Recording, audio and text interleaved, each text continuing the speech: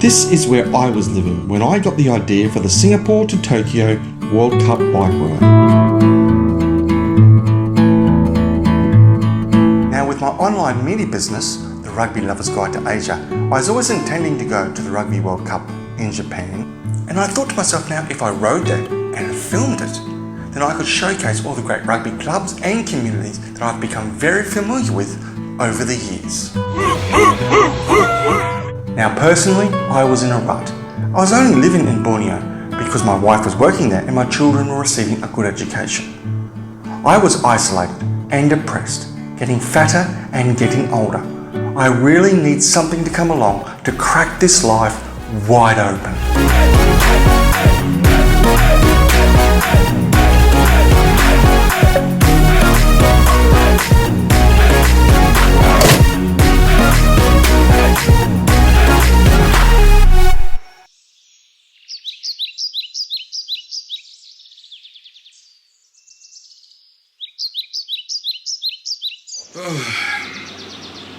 It's travel day.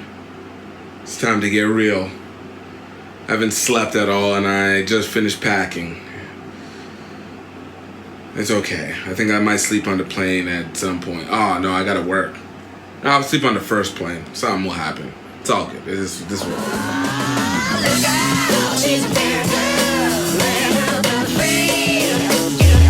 But now we're off to greener pastures, to new beginnings. Actually, it might be less green. No, it's probably greener. But amazingness. I first met Gift at the 2017 Bangkok Rugby Tens, where I was filming for the Rugby Lover's Guide to Asia. I came to Bangkok Tens in 2017. It was the first time I've ever been to a tournament that actually was an event. It was really wild. You could not miss the guy. Walk into any of the tournament social events and you would see Gift smack there in the middle, commanding attention. So I think whenever I met Jason, we were trying to both speak with Eddie. I think we saw each other, we had our cameras, and when we realized that we both are doing rugby media, I think that's always a bond. You know, sometimes in life you just meet someone and instantly connect. That's how it was for Gift and I. Yeah, I was like, yo, this dude can be sometimes weird, but it's a good weird. It's weird that vibes with me. Got back home and we kept in contact and, we would just have Skype convos. So it went from it being simply just, business ideas and rugby to now talking more interpersonally, movies. Yeah, talk politics, social issues, pop culture.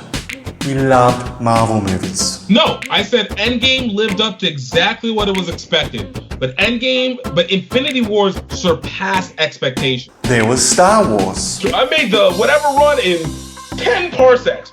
Nobody timed it.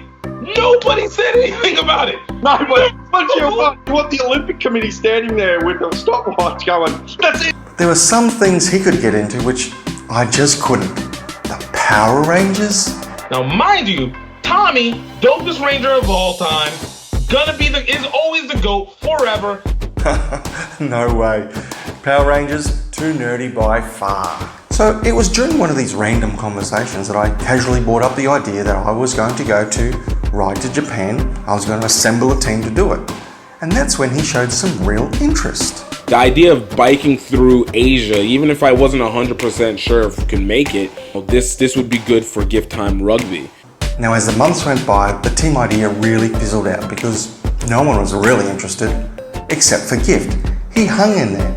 He was prepared to fly to the other side of the world, leaving behind his friends and loved ones. Culturally, as Nigerians, we really make sure that we hold our families up because they don't understand what I'm doing with rugby, but they completely support the fact that there's something that I'm trying to go for. Andrea, my girlfriend, in this new relationship, about to be apart for an extended period of time, and a good chunk of our relationship is going to still be in a mobile element. It was an interesting tester. And as I sat there in Changi Airport in Singapore, waiting for Gift to walk through those doors, all I could think about was how great it was that of all the people in the world who wanted to come with me, it was Gift who was going to join me on this excellent adventure. We in Singapore, baby! It's been only 2 years!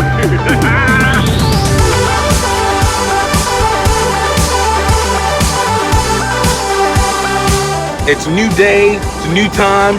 This is Jason, just in case you didn't know. Yo, bitches. Hey, that's a good one. Here we come. And now we're heading over to Leisure Farms where we're gonna start getting ready to actually do this bike ride. Leisure Farm is an estate 40 kilometres from the heart of Singapore, just over the border in Malaysia. And they generously allowed us to use one of their houses for pre-ride preparation. All right, so we're here at Leisure Farm. We finally got to our house. Yo, wow. Life of the rich and the famous. Yo, I'm here for this. Leisure Farm's hospitality at that stage was vital. When we walked through that door, we had $600 to our name. Mainly thanks to my disastrous attempts to raise money.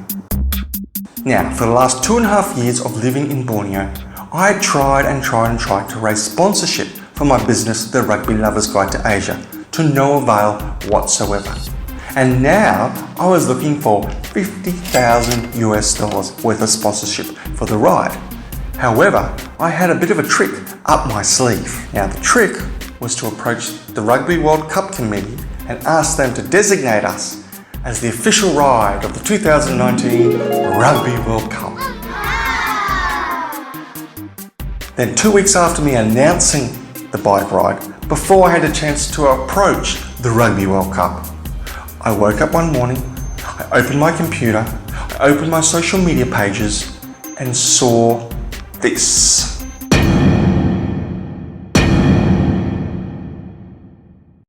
Bugger, huh? It was time for Plan B. Before we left to head out to Asia, we tried to do a crowdfunding campaign with Kickstarter. The Rugby World Cup is almost here! And I'll be heading out to Tokyo, Japan to cover and get the behind-the-scenes actions of the Rugby World Cup. And I will take us on a journey through Southeast Asia to learn more about the impact that rugby culture has on the region. On August 23rd, 2019, from Singapore to Tokyo, we will be bike riding 3,700 kilometers, 2,300 miles for those of us in the US, through 6 countries over 38 days, learning more about the rugby clubs, causes, and people that impact the Southeast Asian region. Let's go! I'm riding out.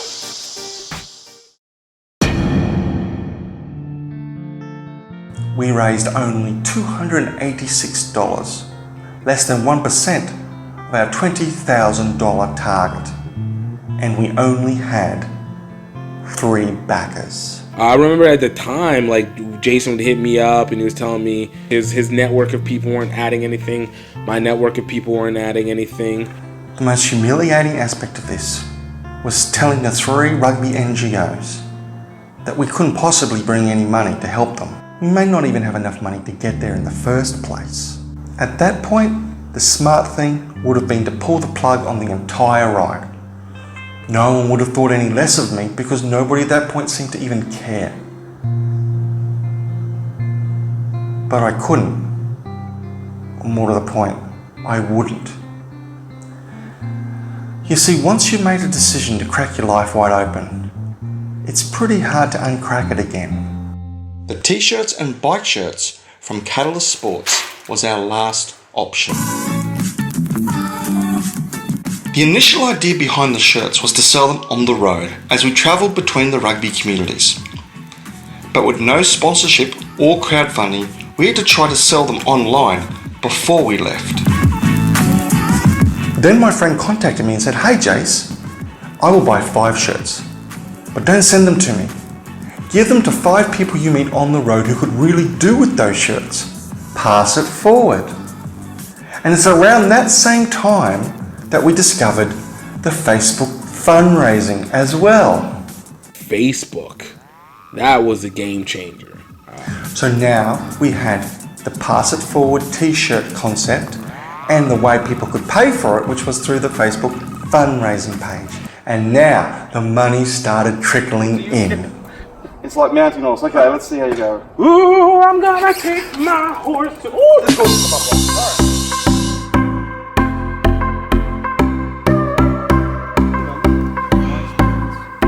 green bike became affectionately known as the useless piece of crap. I bought it in Borneo for the sole purpose of training. But no sooner did I take it out of the bike shop, that's the chain, it snapped.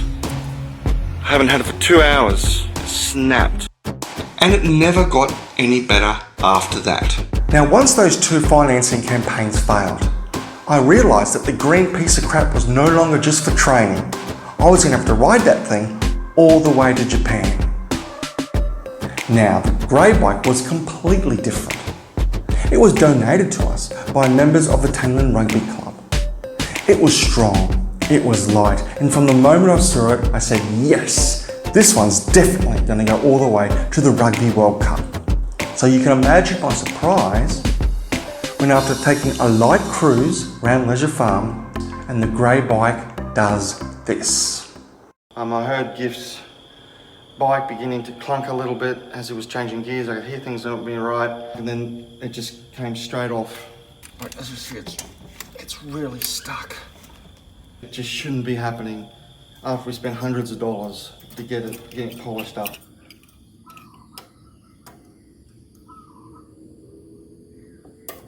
The timing of this couldn't have been any worse. We had 4 fundraising launch events in the next 24 hours, starting with the Nigerian Singaporean community that afternoon. This is our worst case scenario. So we've got 1 bike and 2 people. If we don't turn up, we won't get the money, we won't be able to continue the bike ride. We're leaving on the bike by myself to go into Singapore and to get the ball rolling in Singapore, the logistics. In the meantime, Gift will be going into the bike shop here in Johor Bahru, hopefully meeting at 2 o'clock at the Nigerian embassy. How you guys doing? So, I gotta carry this bike to find the front desk, but I gotta get it to this shop in Johor Bahru, which is in Malaysia. I'm in Malaysia. Find a way to get to Singapore from there. I have no idea how I'm gonna do any of this. So, yay!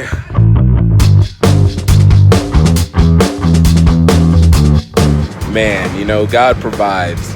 I end up talking to the security guard a little bit, and he's able to get me a couple guys who take me to the bike shop. It looks like the issue was that this cap right here that we replaced had fallen off, and they're not even charging me. What? How does that happen? It doesn't. It just, wow. Now I have the fun part of, I gotta get to Singapore and figure out how to bike over there. This is gonna be an interesting journey. There are 2 border crossings from Malaysia into Singapore. I took the Woodlands crossing because it allows bikes. I'm in no man's land. I'm not in Malaysia or Singapore. That over there is Malaysia. That over there is Singapore. I'm caught between 2 worlds. Riding through Singapore has been harder than I first thought. It's very organised here, it's very orderly, but as part of that organisation, it seems like roads are for cars and not for bikes. So you're riding along, you're trying to merge into another lane or cross into another lane to turn, and they simply won't let you. I'm here with the members of the Nigerian community here in Singapore. Just had a whole heap of fried chicken and some Pepsi and pizza and some great fellowship. So I just want to thank these guys so much for this. Now hanging with the Nigerians was great, except for one little hiccup. Spoiler warning, I'm not Nigerian. Where was Gift? Gift decided to enter into Singapore via a different land crossing, the Tuas Link. So I start riding up the motorcycle ramp, and then you get to the entrance where you're supposed to scan the passport. And this guard just comes running up to me, and he's like, no, no, no, no, no, no, no, no. Bicycles can't go through here. Now our biggest concern wasn't with the bike.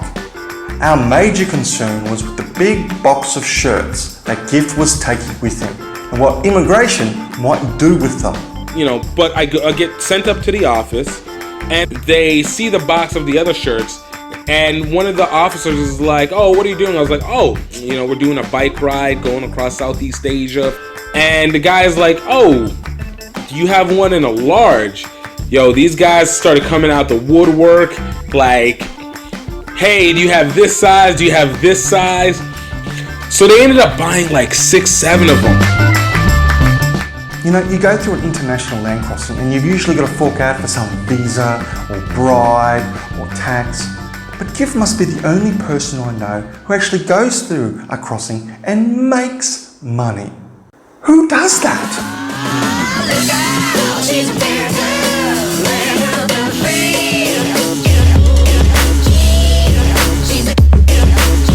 So both of us independently made our way through Singapore to Clarke Quay, one of Singapore's most popular social hubs.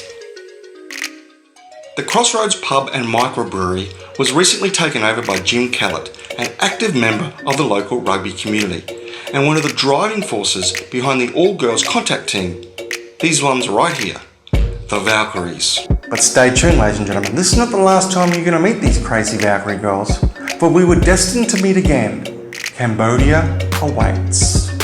It was a great night, with the Tangnan Rugby Club in particular making their presence felt, sending us on our way with well wishes and purchasing lots of shirts. Big night, launch, selling lots of shirts, hanging out with some homies here in Singapore.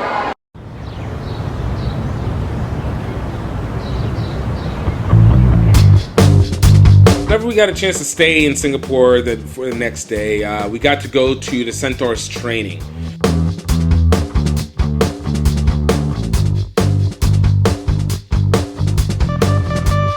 Hi, it's our first day back at rugby and netball, so we've had a long summer break, and the kids are now back being put through their paces after their summer holidays. 1, 2, 3, Centaur! 1, 2, 3, Centaur!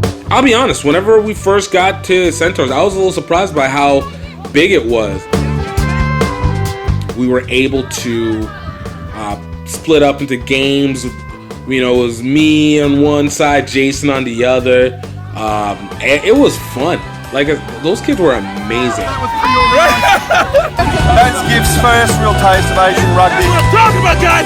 Taking advantage of it! He likes it. Yeah! It was the first time I think I've really enjoyed hanging around kids. And the weirdest part about it was, like, I felt like I already knew them. We ended up talking about music and talking about pop culture stuff because, you know, it's stuff within my realm. They were amazing. Coaches, kids, parents. The World Cup, we're going to the World Cup. Who's going to win? Cup? England, of course. Everyone knows that. But seriously, who's going to win? No, seriously. I've got Ireland in my pick for the pool, so I'm gonna support Ireland. For me, it'd be New Zealand, hopefully. Really? Like everyone else. Why does everyone go for New Zealand for? Heart, England, head, South Africa. So who's going to win? No, hey, Jason, good luck on your ride. I think it's absolutely fantastic. Awesome what you're doing. Best of luck. Ride strong. Definitely appreciate everything that Centaurs in Singapore and really helped us heavily along the way.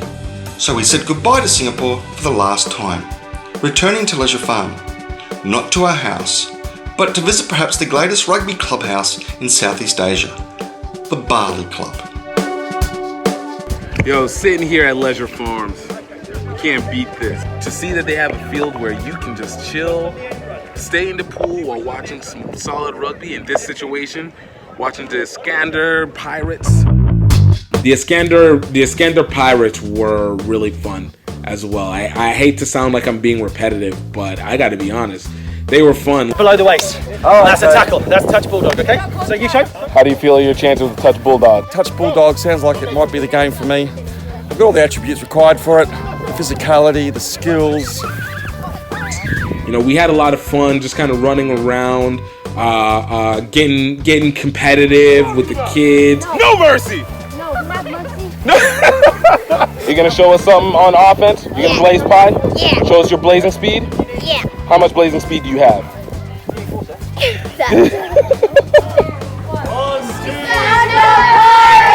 No, one more time. I want you guys to say it with some real force, all right?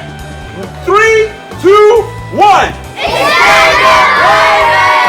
Now, Gift made the very keen observation that about 90% of the kids we were seeing at these training sessions were expats. But this is not by design. Football is a hard nut to crack, but these kids are so keen to see rugby grow in Asia. when we told them what we were doing, that we were wanting to spread the rugby message through Asia and that buying t-shirts could help. It was the kids, not the parents, who rushed us at the end to buy the shirts and insisted that we pay it forward. They are just so keen to see the sport they love travel throughout the region. And because of this extreme generosity, it was time to get these wheels a-rolling.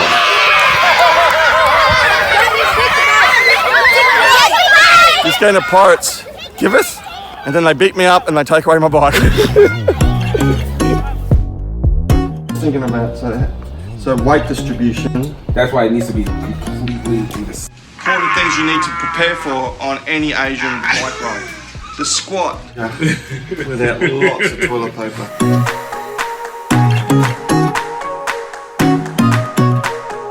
As we head about, this is the first leg of the real trip. Out to the great beyond we go. Right. Tokyo, here we come. Yeah, buddy. All right. Be easy.